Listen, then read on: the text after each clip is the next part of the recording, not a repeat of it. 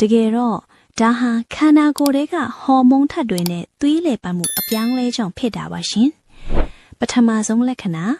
မျက်နှာအသားရည်ဟာပုံမှန်ထက်ပိုပြီးကြည်လင်ဝန်းပါနေတတ်ပါတယ်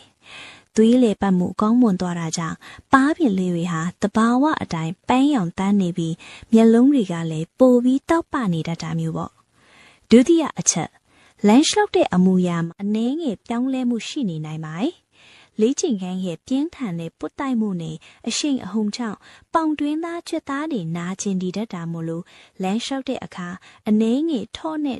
ထိနေတာမျိုးဒါမှမဟုတ်ခြေလမ်းတွေကပုံမှန်ထက်ပိုပြီးနှီးကွေးနေတတ်တာမျိုးပါရှင်။နောက်ဆုံးလက္ခဏာစိတ်ခံစားမှုကအယမ်းကိုတည်ငြိမ်ပြီးပျော်ရွှင်နေတတ်ပါတယ်။ခန္ဓာကိုယ်ကနေပျော်ရွှင်မှုဟော်မုန်း endorphins တွေအနှစ်လက်အများကြီးထွက်ထားတာကြောင့်ဘာကြီးကြီးစိတ်တိုင်း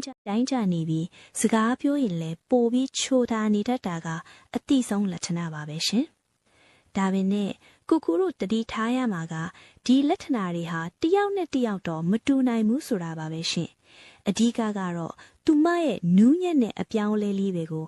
ကိုတို့ဘက်ကတတိထားကြည့်တတ်ဖို့ပဲလိုတာပါရှင်။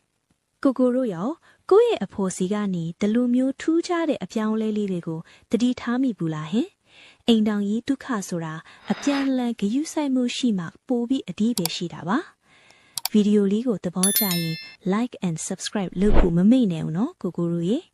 အားလုံးကိုအယမ်းချစ်ပါတယ်နောက်ဗီဒီယိုမှာပြန်တွေ့ကြမယ်နော်ကိုတို့ရေ